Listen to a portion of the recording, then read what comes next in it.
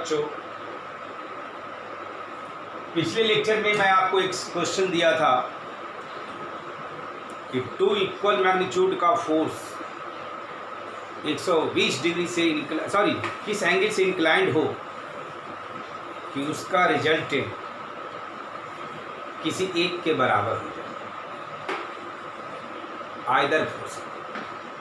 यही सवाल तो नॉर्मली मैं strategy to solving the problem में बताया था, जिसमें आपको याद होगा ये सवाल मैं लिया था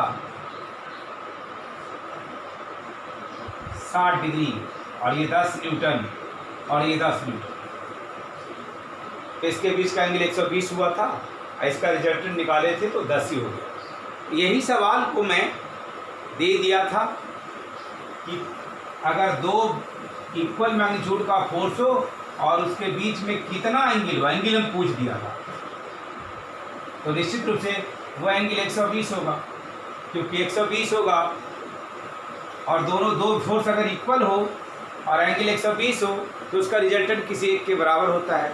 ये तो हम लोग कल भी देखे थे और अभी देखिए आपके सामने। तो आज भी जो सवाल लिए वो दोनों इक्वल है और ये 60 है, पता नहीं इसका भी रिजल्ट क्या होगा।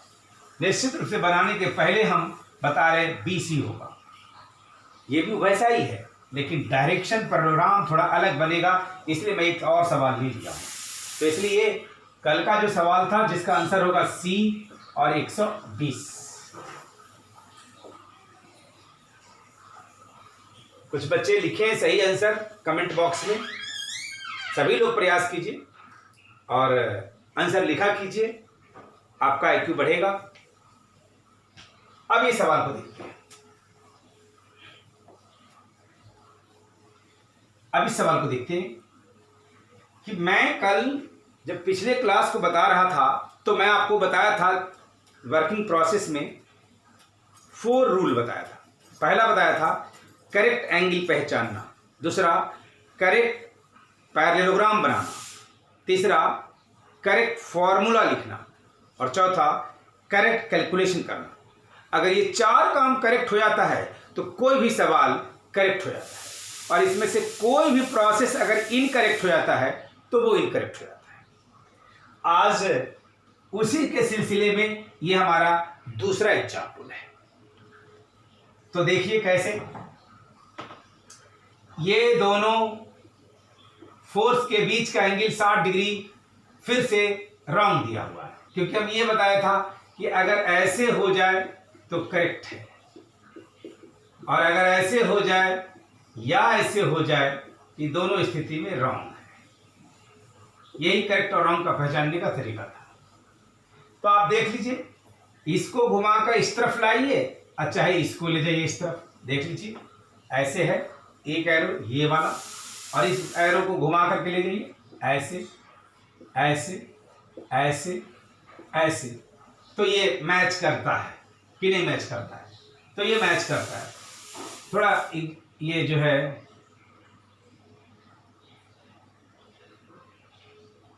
मैं एरो थोड़ा सही देना चाहता हूँ, जानबूझ के एक एंगल को रॉन्ग करवाना चाह रहे थे हम इनफैक्ट।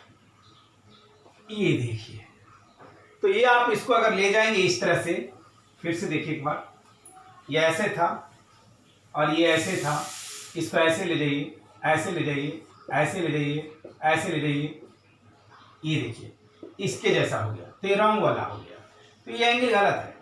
तो मैं आपको बहुत अच्छा टिप्स बताया था पैरेललोग्राम बनाने के लिए कि जहाँ जो पॉइंट है वहाँ से थोड़ा आगे खींचिए और इसको भी पीछे खींच दीजिए। ये बहुत अच्छा तरीका बताया था मैं। अब आपको ये अगर गलत एंगल है तो ये भी गलत होगा, क्योंकि वर्टिकल अपोजिट एंगल सेम होता है, मैं एक टिप्स बताया था। इसका मतलब सही होगा या तो ये या तो ये, तो पैरेललोग्राम बनाओ या तो इस तरफ या तो इस तरफ, बस यही पैरेललोग्राम बनेगा। तो देखिए इसका पैरेललोग्राम बनाते हैं ऐसे और इसका पैरेललोग्राम बना देते हैं, ये पैरेललोग्राम बनेगा। आप चाहे तो इन दोनों को लेकर भी पैरेललोग्राम बना सकते हैं।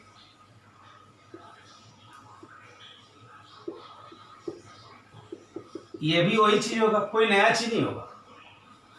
आप कोई इसको प्रोग्राम बनाता, ये नहीं बनाता तो भी गलत नहीं था, क्योंकि डायरेक्शन देखिए वही हुआ, यही लाइन जा रहा है आगे। अब कोई इसको बनाता, क्योंकि ये भी एंगल सही है और ये भी एंगल सही है, ये दोनों गलत है। इधर प्रोग्राम बनाते तो गलत, इस तरफ प्रोग्राम बनाते तो गलत, ये पैरेललोग्राम सही, ये पैरेललोग्राम सही, ये दोनों सही। तो आप किसी को भी बना सकते हैं, सिर्फ इसको बना सकते हैं तो भी गलत नहीं, इसको बना सकते हैं तो भी गलत। तो हमने करेक्ट प्रोग्राम बना लिया। अब हम करेक्ट फॉर्मूला लिखने वाले हैं।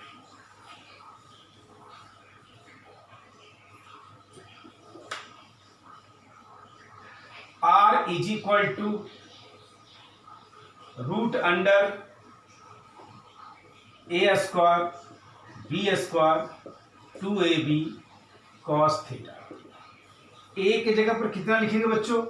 20। बी के जगह पर कितना लिखेंगे? वो भी 20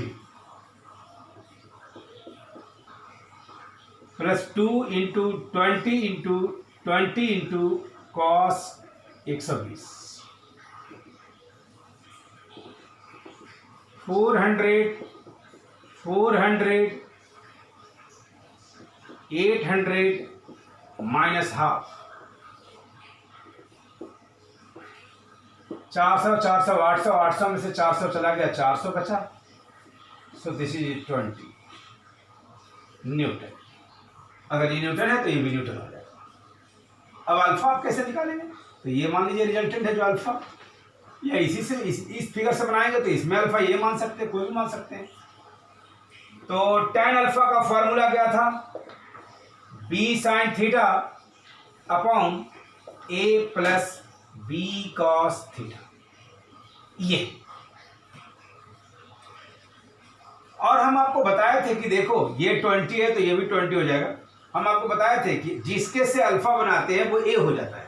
अभी ये वाला 20 से अल्फा बना तो ये a हो गया, और ये क्या हो जाएगा?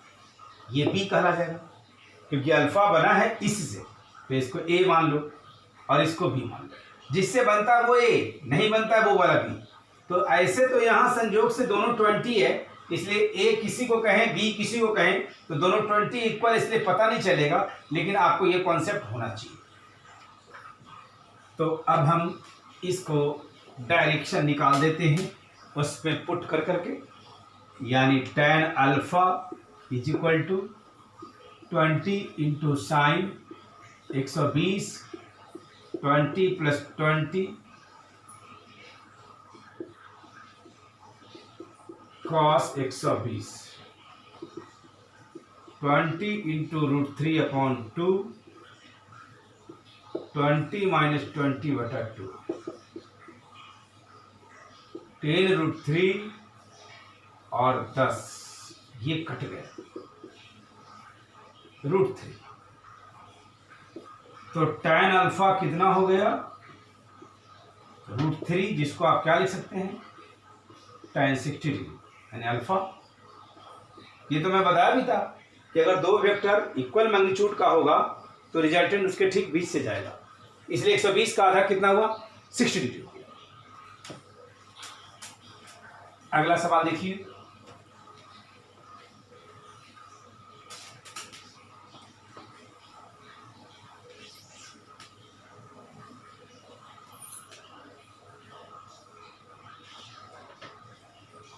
ये नेक्स्ट क्वेश्चन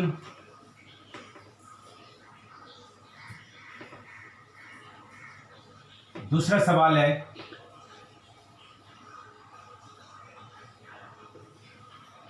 ये एक्स एक्सिस है और ये वाई एक्सिस है। यहां से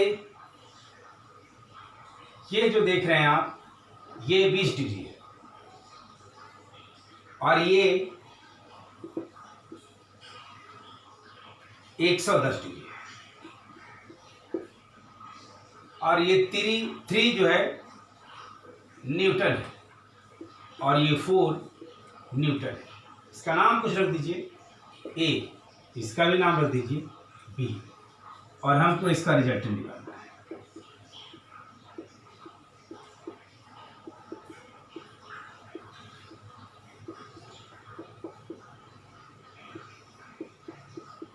तो 3 न्यूटन और 4 न्यूटन का आपको रिजल्टेंट निकालना है।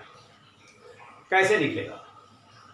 बस हम आपको जो रणनीति बताए हैं, हमारा जो स्ट्रेटजी है, एंगल आप सही से पहचानें, किसके बीच का? दोनों वेक्टर के बीच का। तो इसमें तो और थोड़ा गड़बड़ है कि यहाँ से लेकर के यहाँ तक 110 दिया है और यहाँ से लेकर के यहाँ तक 20 दिया है और वेक्टर मेरा एक ये है और दूसरा ये है। तो आप इसको ये एंगल पता करना पड़ेगा। ये एंगल आप कैसे पता करेंगे? यहां से लेकर के यहां तक 110 है, यहां से लेकर के यहां तक 20 है, तो फिर ये कितना हो जाएगा? 110 में से 20 को घटा ले तो शायद ये 90 हो जाने वाला है, होगा ना? अब आपको ये देख लीजिए कि इसका जो डायरेक्शन के अनुसार ये जो एंगल है वो सही है या गलत है, क्योंकि अगर एंगल गलत पकड़ा गया तब तो गया। तो आप इसको रोटेट कीजिए। ऐसे रोटेट कर रहे हैं तो इसके हेड से हेड मैच कर जा रहा है, इसका मतलब ये सही एंगल है। सही एंगल है तो पैरेललोग्राम बना दीजिए। देखिए इसको थोड़ा साफ करता हूं बनाने के लिए। पैरेललोग्राम, ऐसे पैरेललोग्राम, ऐसे पैरेललोग्राम और इसको डायगोनल ऐसे बना ऐसे, और ये आर आपको निकालना है। इसका नाम कुछ रख दीजिए डी। तो आपके पास करेक्ट एंगल मिल गया 90। थीटा क्या हो गया बच्चों? 90। ए क्या हो गया? 3। बी क्या हो गया? 4। इसको मान लो अल्फा। 3 से अल्फा बना रहा है तो बी होगा 4, ए होगा 3। यही नियम बताया था मैं कि रिजल्टेंट जिससे एंगल बनाता है, रिजल्टेंट जिस वेक्टर से एंगल बनाता है वो वाला वेक्टर ए कहलाता है, दूसरे वाला बी कहलाता है। अभी इसमें रिजल्टेंट आर को मान लिए हम कि 3 से बना है, तो 3 हमारा ए हो जाएगा और 4 हमारा बी हो जाएगा। अगर हम यही एंगल इससे बना लेते तो 4 हमको ए हो जाता और 3 हमको बी हो जाता। तो ये डिपेंड करता है कि रिजल्टेंट का एंगल आप किससे बना रहे हैं, 3 से बना रहे हैं, 4 से बना रहे हैं, ये डिपेंड करता है। उससे डिफाइन होगा ए कौन होगा, बी कौन होगा। अब आप आर का फॉर्मूला लिख दो, root under a square b square 2ab cos theta. So this is r is equal to how much? 3 का स्क्वायर 4 का square 2 into 3 into 4 cos 60 degree. 3 3 जा 9, 16, 24 और cos 60 का वैल्यू cos 90, ये 90 था तो cos 90 का वैल्यू कितना होता है? 0। 16 और 9 25 is equal to how much? 5। ये तो मैग्नीट्यूड निकल गया कि 3 और 4 वेक्टर को ऐड करेंगे इस नियम से तो मैग्नीट्यूड इसका कितना आ जाएगा? 5 आ जाएगा। अब डायरेक्शन कैसे निकालेंगे? डायरेक्शन ऑफ रिजल्टिंग ये कैसे पता करेंगे आप? tan alpha b sine theta upon a plus p cos theta. B की जगह पर हमारे मालूम है 4 sine 90 3 plus 4 cos 90 is equal to 4 into 1 3 जोड़ 0 कॉस 90 का वैल्यू 0 सो 4/3 ऐसा। तो डायरेक्शन हो गया बच्चों tan alpha is equal to 4/3। अब एक बात और समझ लें, फिजिक्स में 37 डिग्री की वैल्यू आपको पूछा जाता है, मतलब यूज होता है, एप्लीकेशन होता है। तो इसलिए आप इतना जानिए कि कि साइन, ये मैं लिख देता हूं, साइन 37 डिग्री 3/5 होता है, कॉस 37 डिग्री 4/5 होता है, tan 37 डिग्री 3/4 होता है। इसको चाहेंगे तो कॉस 90 में से आप 37 को घटा ले तो 90 और 37 को घटा ले, क्या बचेगा, ये 3 बच जाएगा और 53 डिग्री। तो आप ऐसे भी लिख सकते हैं इसको, this is your 53, this is your sine 53 and this is your cot 53 degree and cot 37 degree is equal to 4/3, ये 3/4 तो ये 4/3, ये क्या हो जाएगा tan 53 डिग्री। इस फॉर्मूला को आप याद रखें, और नहीं याद रहता है तो आप यहां पर एक ऐसा करें कि ट्रायंगल बना दें ऐसे, ये आपको यूज हमेशा पड़ेगा फिजिक्स में। तो इसको आप 37 लिख दें, इसको 3 लिख दें, इसको 4 लिख दें और इसको 5 लिख दें।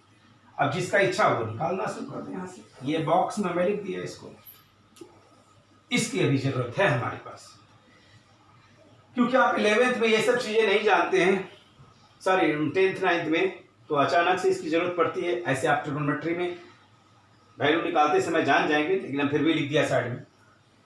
तो अब देखिए, जब tan अल्फा हमको निकल गया यहां से 4/3, तो देखिए 4/3 का वैल्यू कितना है tan के रूप में 53 डिग्री, तो यानी अल्फा हो जाएगा 53 degree, that is at 73 degree with x axis. ये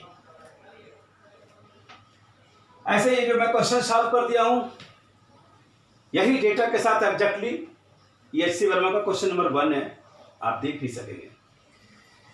तो ये सॉल्यूशन हो गया। 73 डिग्री कैसे कर दिया, क्योंकि बच्चों यहां से यहां तक 53 डिग्री था, तो यहां से 20 जुड़ गया, तो 20 अब 53 73 हो गया एक्स एक्सिस से।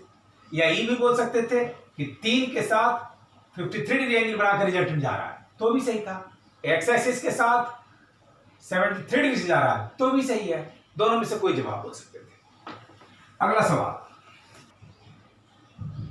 ये अगला सवाल देखिए, इसमें हम अभी तक हम 2 वेक्टर का रिजल्टेंट आपको निकालने कह रहा था, इस बार 3 वेक्टर का रिजल्टेंट निकालना हमको। OA, OB और OC, ये 3 वेक्टर का रिजल्टेंट हम लोग को पता करना है। कैसे निकालेंगे, तो आप जब 2 नंबर्स को ऐड करना जानते हैं तो आप 3 नंबर्स को भी ऐड कर सकते हैं। 2 नंबर्स को अगर आप ऐड करना जानते हैं तो आप 3 नंबर्स को भी ऐड कर सकते हैं, 4 नंबर्स को भी ऐड कर सकते हैं, 5 नंबर्स को भी ऐड कर सकते हैं, क्योंकि एडिशन का काम 2-2 करके होता है।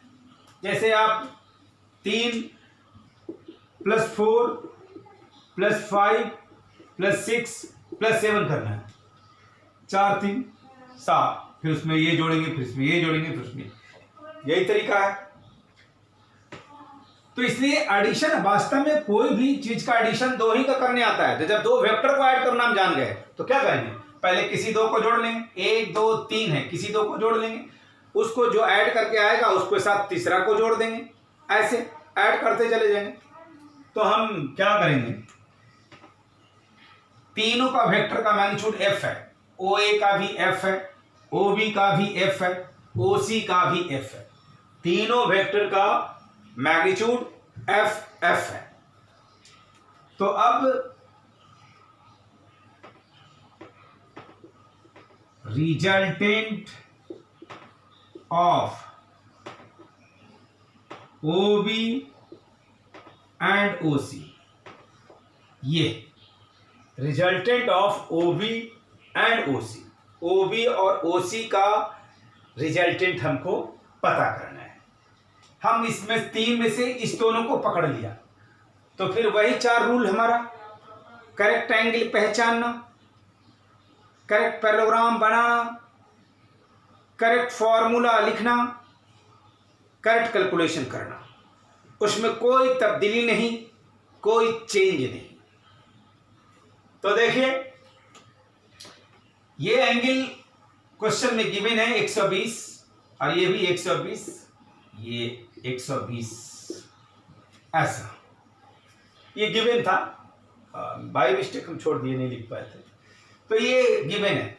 तो अब आप देख लीजिए, पहले चेक कीजिए, आप OB और OC का रिजल्ट निकाल रहे हैं, OB और OC का।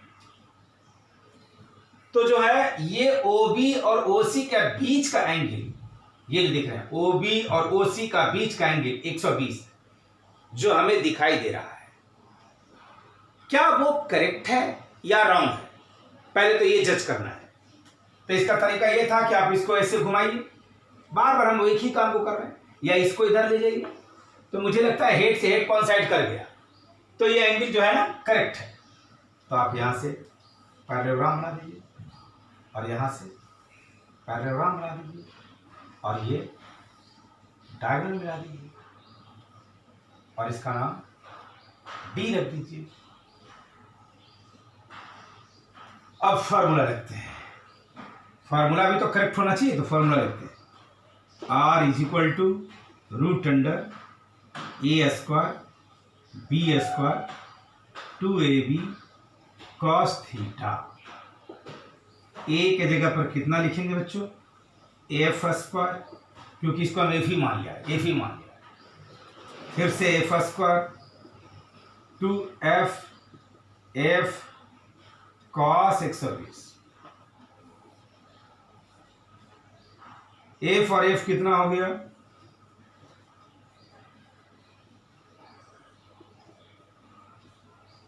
ये कट गया और ये फिर कितना मिल जाएगा,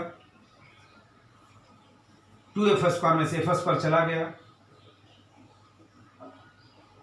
ये मतलब OB और OC का रिजल्टेंट हमने कितना निकाल लिया, F। ये जो आ गया, ये जो R आया वो F आ गया। अब आप इस tan अल्फा को निकालेंगे, क्योंकि आपको तो बार बार यही करना पड़ता है हम लोग को, पहले दोनों का रिजल्टेंट का मैग्नीट्यूड निकालते हैं, सो हमने निकाल लिया। अब tan अल्फा को निकालेंगे, तो tan अल्फा फिर क्या लिखेंगे आप, this is your B sin theta upon A plus B cos theta. B की जगह पर क्या होगा, F से एंगल बनाए, इसको A मानो, इसको B मानो, so this is your F sin 120 upon F plus F cos 120। F sin 120 root 3 upon 2 F plus F cos 120 minus half. So this is how much, root 3 upon 2F upon F upon 2. F cancel, 2 से 2 cancel, this is your root 3. So tan alpha is equal to how much, root 3, that is the tan of 60 degree and alpha is equal to 60 degree. तो alpha 60 हो गया। ऐसे में आपको बताएं कि अगर दोनों फोर्स बराबर मैग्नीट्यूड का तो रिजल्टेंट जो होता है वो एकदम बीच से जाता है, यानी अल्फा 60 डिग्री हो जाएगा। तो ये निकल गया। Now net resultant of OA and OD, आपने OB और OC को जोड़ा तो OD मिल गया। आपको ऐड किसको किसको करना था, OA OB OC को, तो आप इन दोनों को जोड़ दिया तो OD मिल गया। OD को किसे जोड़ देंगे, OA के साथ, इसलिए मैं लिखा OA और OD। तो OA और OD के बीच का एंगल होगा कितना, यहां से लेकर के यहां तक 120 प्लस 60 180। तो लिखेंगे R is equal to root under A मतलब F का स्क्वायर, क्योंकि इसकी वैल्यू F है, इसकी भी वैल्यू तो F ही आया है, F square 2F F cos 180 degree. F कितना हो गया 2f² 2f² minus 1 cancel, so this is equal to 0। ये बहुत अच्छा थॉट है बच्चों। फिजिक्स में वेक्टर का एप्लीकेशन बहुत जगह करने की जरूरत पड़ता है हमको, 11th में भी और 12th में भी। इस कंसेप्ट को हम लोग डायरेक्ट एप्लीकेशन कर लेते हैं 12th में कि थ्री वेक्टर इक्वल मैग्नीट्यूड, ये तीनों का मैग्नीट्यूड देखिए इक्वल, एक्टिंग विथ 120 बीट से ज्यादा, एक दूसरे से 120 के एंगल बना रहे हैं, रिजल्टेंट इज 0, उसका रिजल्टेंट जो होगा वो 0 होगा। अब जब इसका मैग्नीट्यूड ही 0 हो गया तो इसका डायरेक्शन कैसे पता चल सकता है, इसलिए इसके डायरेक्शन के विषय में कुछ नहीं सोचेंगे।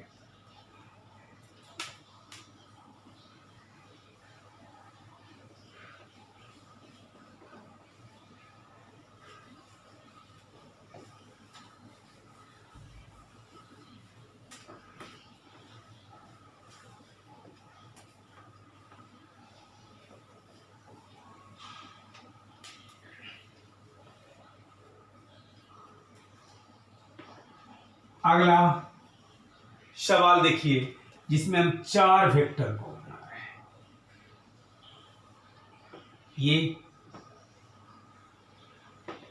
ये OA है, OB है, OC है, OD है। मान लीजिए ये 12 न्यूटन है, ये 8 न्यूटन है, ये 8 न्यूटन है, ये 4 न्यूटन है, ये 90 है तो ये भी 90 ही हो जाएगा, ये 90 तो ये भी 90, यानी सब 90 है सिंपल वे में। और हमसे कहा गया है find resultant of OA, OB, OC and OD। ये 4 वेक्टर का कैसे निकालेंगे? देखिए अब ऐसे तो आपको 4 नंबर्स दिया हुआ है, मान लो 3 + 4 + 5 + 6, तो आप इन दोनों को जोड़ दें, उसके साथ इसको, उसके साथ इसको, कोई गलत नहीं है। आप इन दोनों को जोड़ दें, उसके साथ इसको, फिर उसके साथ इसको, कोई गलत नहीं है। आप कैसे भी जोड़ो तो कोई गलत नहीं है। लेकिन अगर यहां पर आप पहले OA और OB को ऐड करें, फिर उसके साथ OC, फिर उसके साथ OD, आप करके देखना काफी कॉम्प्लेक्स हो जाएगा।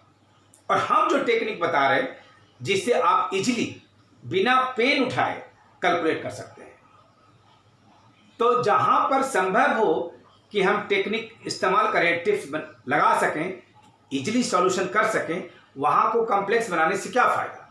तो इस पार्टिकुलर प्रॉब्लम को हम कॉम्प्लेक्स बनाना नहीं चाहेंगे। हम क्या कहेंगे कि हम पहले इन दोनों का रिजल्टेंट नहीं निकालेंगे, हम उसका रिजल्टेंट निकालेंगे जो 180 से इंक्लाइंड है, जैसे OC और OA, OB और OD। ऐसा क्यों? क्योंकि मेरा स्पेशल केस था, याद करते हैं एक बार। R मैक्सिमम मैं बोला था इसका इस्तेमाल होगा A + B, R minimum A - B। ये हम लोग को पता है। ये कब होता था? जब थीटा 0, और ये कब होता था? जब थीटा 180 डिग्री। ये हम लोग को पता है। तो आप बताइए 12 और 8, 12 इस तरफ था और 8 इस तरफ था, तो ये चलेगा क्योंकि 180 है। तो 12 - 8 यानी कितना? 4 न्यूटन। फिर 8 और ये 4 यानी OB और OD भी फिर से 180 है, तो 8 - 4 क्या हो जाएगा? फिर से 4 हो जाएगा, तो ये भी 4 हो गया। अब ये 4 दोनों 4 है, तो फाइनल रिजल्टेंट निकाल देंगे ऐसे। और ये क्या हो जाएगा? इसको हम लोग कैसे निकालेंगे? तो इसको ऐसे निकाल लेंगे, √A² मतलब A², √B² B² +2 × A × B into इसके बीच का angle cos of 90। So this is what 16 16 16 16 0। So what is this? Now 32 and that is 4√2। ये आंसर हो गया। तो अभी तो हमको सॉल्व करके फिर भी इतना दिखाया, आप शॉर्ट में ऐसे ही बनाएंगे। मान लो ऑब्जेक्टिव सवाल है, तो इतनी लंबी कहानी क्यों करेंगे आप क्या करेंगे? 12 8 4 जो ये लिखा, 8 4 4 जो ये लिखा, और 4 4 4√2। अगर दो फोर्स बराबर मैग्नीट्यूड का हो, एंगल 90 हो, तो एक फोर्स इंटू √2 ही वैल्यू उसका हमेशा आता है। अगर यहाँ 8 होता तो 8√2 हो जाता। अगर यहाँ 10 होता तो 10√2 हो जाता। यहाँ 12 होता तो 12√2 हो जाता, इसलिए 4√2। तो डायरेक्ट ऐसे कंसेप्चुअली होकर के बनाएंगे सवाल को तो आप इजीली बना लेंगे। जैसे हम एक इसी तरह का सवाल प्रैक्टिस के लिए आपको देते हैं, एक और प्रैक्टिस करते हैं बिल्कुल सिमिलरली। 1 सेकंड में हम लोग इसका जवाब देंगे। क्वेश्चन लिखने में ज्यादा टाइम लगेगा, बताने में कम टाइम लगेगा। इतना इजी सवाल ये बन जाता है अगर हम समझ जाते हैं तो। अब इसका कहता है फाइंड रिजल्टेंट, तो क्या हो जाएगा? 15 10 5 10 5 5 5 5 5√2। So that is your answer. Direct answer लिखने का टेक्निक कोई भी रहेगा तो। 6 नंबर सवाल, अब हम इसे संख्या को बढ़ा करके 5 कर दे रहे हैं। ये O है, ये A है, ये B है, ये C है, ये D है। ये 12 न्यूटन, ये 8 न्यूटन, ये 8 न्यूटन, ये 4 न्यूटन, और ये एंगल 45 डिग्री, और ये 4√2। इसका नाम D रख दीजिए, सॉरी D तो है, E रख दीजिए। 5 फोर्स इसमें मैंने रखा। तब इसका कैसे बनाएंगे? फिर इसको यूं ही बिना पेन उठाए आप इसका आंसर कर सकते हैं। ऑब्जेक्टिव में सवाल हो तो क्यों इतना लंबा खींचना। अब अगर आप इसको इन दोनों का रिजल्टेंट निकालिए, उसके साथ ही उसके साथ ये उसके साथ ये उसके साथ ये, तो ये कॉम्प्लेक्स हो जाएगा। लेकिन आप ऐसा नहीं करें, आप आसानी से करें। बोलिए 12 8 4 8 4 4 4 4, अभी मैं बताया था 4√2। अब एक बात और ध्यान दें कि जो इसका इसका इसका इसका इसका ये चारों का जो रिजल्टेंट 4√2 होगा वो किधर से जाएगा? इसी लाइन पर जाएगा, क्योंकि ऐसा स्थिति हो गया। मैं दिखाता हूं अलग से ड्रॉ करके आपको समझने के लिए कि ये 4 हो जाएगा इन दोनों का, ये भी 4 हो जाएगा इन दोनों का, और यहां से ऐसे प्रोग्राम बनेगा, ये आपका 4√2 हो जाएगा। और इसी लाइन पे, ये लाइन पर ही पहले से 4√2 है, तो दोनों मिलकर के कितना हो जाएगा? ये 4√2 और 4√2 8√2, ये आंसर हो जाएगा। तो ऐसे बना सकते हैं। 4√2 इन चारों का आया जो इसी लाइन पर गया। अब 4√2 पहले से था, तो अब A + B वाला लग गया कंसेप्ट, क्योंकि दोनों का बीच का एंगल 0 डिग्री हो गया। तो 4√2 अब प्लस 4√2 = 8√2, ऐसा।